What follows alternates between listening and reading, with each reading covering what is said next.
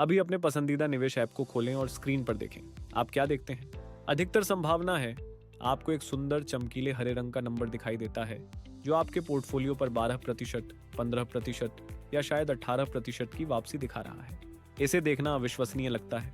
यह आपको सुरक्षा का एहसास देता है, जिससे आपको विश्वास होता है कि आपका पैसा 24 घंटे आपके भविष्य को सुरक्षित करने के लिए काम कर रहा है।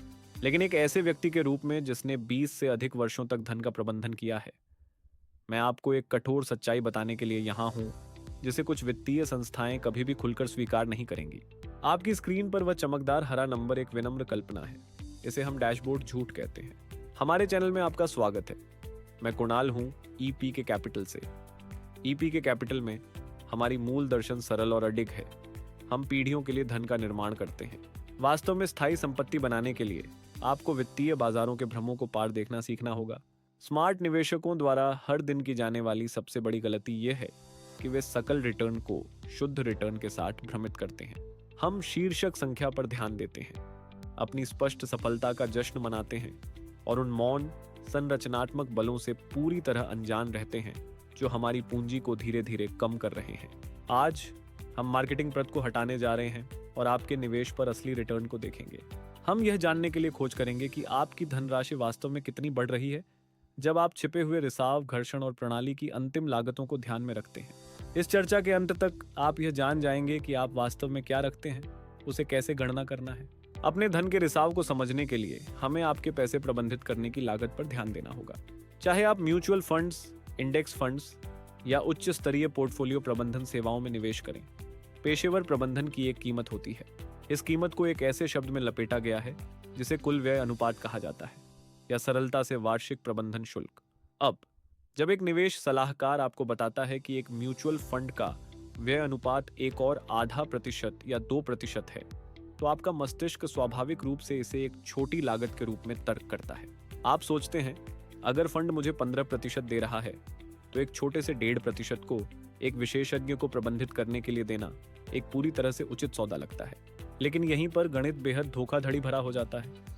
ये प्रबंधन शुल्क आपके लाभ पर नहीं लगते, ये आपके कुल संपत्ति मूल्य पर लगते हैं, क्योंकि यह पैसा लगातार निकाला जाता है। ये उल्टे संयोजन की प्रक्रिया से गुजरता है।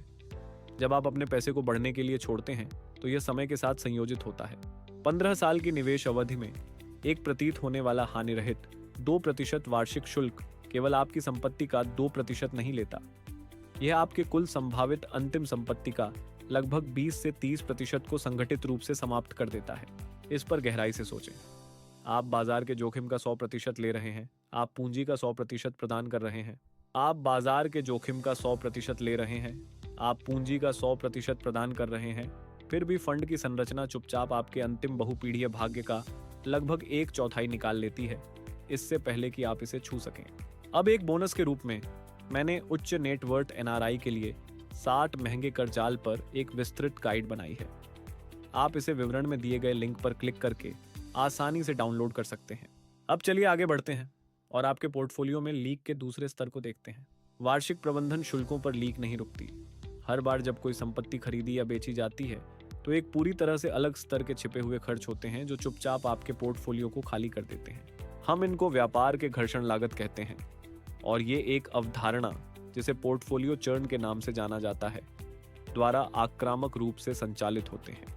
जो आप नहीं देखते हैं वह सतह के नीचे हो रही सूक्ष्म लेन देन है। हर बार जब एक फंड प्रबंधक एक शेयर को बेचने और दूसरे को खरीदने का निर्णय लेता है तो पैसा स्थायी रूप से पोर्टफोलियो से बाहर चला जाता है। भारतीय वित्तीय प्रणाली में ये घर्षण लागतें अत्यधिक संरचित और पूरी तरह से अनिवार्य हैं। प्रत्येक लेन देन प्रतिभूति लेन देन कर, राज्य स्टाम्प शुल्क और ब्रोकर शुल्क को सक्रिय करता है। उच्च पोर्टफोलियो चर्न के बारे में सोचें, जैसे एक लग्जरी कार के टायर में एक धीमी सूक्ष्म छिद्र। जब आप सड़क पर ड्राइव कर रहे होंगे तो आप इसे नहीं देखेंगे, लेकिन अगर आप एक विशाल देशव्यापी यात्रा करने की कोशिश करते हैं तो वह धीमी लीक अंततः आपको सड़क के किनारे फंसा देगी। अधिक व्यापार ठीक उसी तरह काम करता है जैसे वह धीमी पंक्चर। अधिक व्यापार ठीक उसी तरह काम करता है जैसे कि वह धीमा पंक्चर चुपचाप आपके रिटर्न को कम कर रहा है और आपके मूल आधार को घटा रहा है, इससे पहले कि आपका पैसा कभी भी वास्तविक रूप से संचित होने का मौका पाए। एक बार जब आप प्रबंधन शुल्क और लेन देन की बाधाओं को पार कर लेते हैं तो आपको अपने निवेश यात्रा में सबसे बड़े, सबसे शक्तिशाली साथी का सामना करना पड़ता है, कर अधिकारी। कर एक पोर्टफोलियो की संयोजन वक्र को लगभग किसी अन्य वित्तीय चर की तुलना में अधिक आक्रामकता से बदलते हैं। पीढ़ियों तक फैली संपत्ति बनाने के लिए आपको यह अनदेखा करने की अनुमति नहीं है कि पूंजीगत लाभ कर आपके वास्तविक रिटर्न को कैसे प्रभावित करते हैं। हमारे वर्तमान भारतीय नियामक ढांचे में खेल के नियम बहुत स्पष्ट रूप से परिभाषित हैं और वे अल्पकालिक सोच को काफी गंभीरता से दंडित करते हैं। यदि आप एक शेयर निवेश खरीदते हैं और इसे 12 महीने के भीतर बेचते हैं तो आपके लाभ पर 20% अल्पकालिक पूंजी लाभ कर लगाया जाता है। यदि आप इसे 1 साल से अधिक समय तक रखते हैं तो आप दीर्घकालिक पूंजी लाभ कर के दायरे में आते हैं, जो 1,25,000 रुपये से अधिक लाभ पर 12.5% है। जब निवेशक धैर्य खोते हैं या पैनिक सेल करते हैं तो वे केवल अपने निवेश को नहीं बदल रहे होते, वे विशाल अनावश्यक कर देनदारियों को ट्रिगर कर रहे होते हैं। हर बार जब आप जल्दी में लाभ को महसूस करते हैं तो एक हिस्सा दे दिया जाता है। यह वह पैसा है जो आपके पोर्टफोलियो के अंदर रह सकता था, आपके बच्चों के लिए चुपचाप बढ़ता हुआ। एक खराब संरचित पोर्टफोलियो अधिकारियों के लिए 1 कड़ सोने की खान है, लेकिन आपके परिवार के लिए एक संपत्ति का कब्रिस्तान है। यहाँ तक कि अगर आप अपनी प्रबंधन शुल्क को सफलतापूर्वक कम कर लेते हैं, अनावश्यक व्यापारिक रुकावट को पूरी तरह से समाप्त कर देते हैं और अपने कर ढांचे को पूरी तरह से अनुकूलित कर लेते हैं, तो भी आपको सबसे खतरनाक चुपचाप चोरी करने वाले से सामना करना होगा, महंगाई। यह हमें उस मुख्य आर्थिक अवधारणा तक ले जाता है जो शौकिया निवेशकों को असली धन प्रबंधकों से अलग करती है, वास्तविक लाभ दर। आपका डैशबोर्ड आपके नाम मात्र लाभ को केवल नाम में प्रदर्शित करता है। सच है, अंतरपीढ़ीगत धन कभी भी आपके बैंक खाते में शून्य की संख्या से नहीं मापा जाता। इसे केवल आपकी खरीद शक्ति से मापा जाता है। वह पैसा असल दुनिया में वास्तव में क्या खरीद सकता है। आइए एक व्यावहारिक उदाहरण पर नजर डालते हैं। कल्पना करें कि आपका निवेश पोर्टफोलियो 1 साल के दौरान 10% का ठोस सम्मानजनक लाभ उत्पन्न करता है।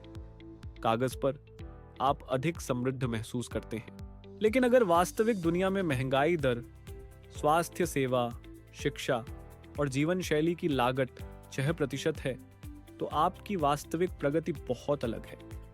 आपकी वास्तविक क्रय शक्ति केवल 4% बढ़ी है। महंगाई वह स्थायी अदृश्य आधार है जिसे आपको पार करना है। यदि आपकी नाम मात्र वापसी वास्तविक महंगाई दर के नीचे या उसके बराबर है तो आप वास्तव में धन खो रहे हैं और समय के साथ करीब होते जा रहे हैं, जबकि एक ऐप डैशबोर्ड पर एक भ्रामक हरे नंबर का जश्न मना रहे हैं। अब जब हमने सभी चुप्पे धन नाशकों की पहचान कर ली है, आइए पूरी तरह से पर्दा हटाते हैं और वास्तविक गणना के माध्यम से कदम दर कदम चलते हैं, एक साफ कालानुक्रमिक उदाहरण का उपयोग करते हुए। मान लीजिए कि आप आज 10 लाख रुपए का निवेश करते हैं। ठीक 3 साल बाद आप अपना खाता खोलते हैं और आपका डैशबोर्ड खुशी से आपको सूचित करता है कि आपका निवेश 15 लाख रुपए हो गया है। सतही तौर पर यह एक शानदार 5 लाख रुपए का लाभ लगता है, जो आपके पूंजी पर सीधे 50% का शुद्ध लाभ दर्शाता है। लेकिन चलो हम सत्य सीरम का उपयोग करते हैं। पहले हमें वार्षिक प्रबंधन शुल्क का हिसाब लगाना होगा। 2% व्यय अनुपात पर 3 वर्षों में यह शुल्क लगभग 80,000 रुपये खर्च करेंगे। शेष 14,20,000। अगले, आइए हम फंड के भीतर आंतरिक व्यापारिक घर्षण और पोर्टफोलियो चर्न को ध्यान में रखते हैं, जो उस 3 साल की अवधि में आसानी से और 20,000 रुपये कम कर देता है, जिससे आपको 14 लाख रुपए मिलते हैं। आखिरकार वह दिन आता है जब आप निकालने का निर्णय लेते हैं, क्योंकि आपने इसे 3 साल तक रखा। आप 12.5% दीर्घकालिक पूंजी लाभ कर को सक्रिय कर देते हैं।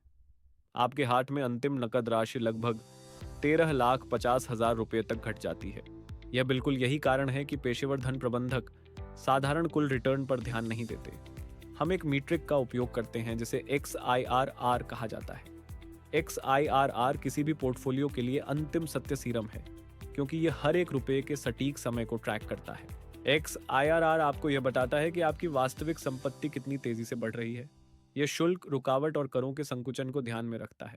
EP के कैपिटल में हम गहराई से समझते हैं कि सच्चा धन प्रबंधन कभी भी अल्पकालिक बाजार की उत्तेजना का पीछा करने के बारे में नहीं है।